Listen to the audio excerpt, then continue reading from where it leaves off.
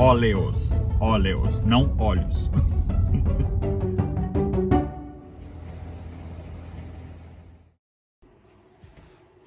Boa noite, pessoal. Foco na dieta. Olha, eu vou rapidamente só mostrar uma panquequinha que eu tô fazendo aqui. E aqui tem apenas 2 ovos, 2 colheres de aveia e a casca de uma banana bem grande. Eu cortei grosseiramente, eu raspo aquela parte branca de dentro da casca, descarto e pico. Você pica a seu critério, tá bom? Levantar aqui. Acabei de sair do treino e queria comer alguma coisa. Resolvi fazer essa panqueca. Essa quantidade aqui eu vou levar uma amanhã de almoço também. Vou fazer uma saladinha de folhas e vou levar a panqueca de almoço. Eu vou colocar também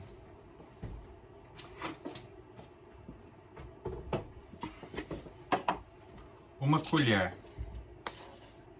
de levedura nutricional. Colocar 2 colheres de chá. Eu encontrei hoje um negócio no mercado, cebola picadinha e desidratada. Vou experimentar também. Se você não tem, coloca a fresca, não tem problema. Então vou misturar isso aqui. Eu vou esquentar a panela e eu já volto e mostro pra vocês como é que fica, tá bom? Pessoal, mostrar pra vocês, ó. Isso aqui, eu fiz o leite de amêndoas e sobra essa massinha. Tava na minha geladeira e eu não gosto de desperdício. Então, eu coloquei uma colherzinha de chá nessa massa aqui para fazer 2 panquecas. Eu encontrei essas panelinhas bem pequenininhas.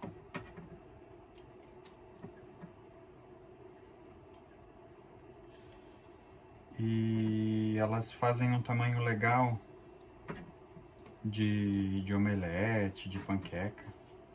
Então eu vou usar elas aqui. Untei com um pouquinho de óleo, com o azeite.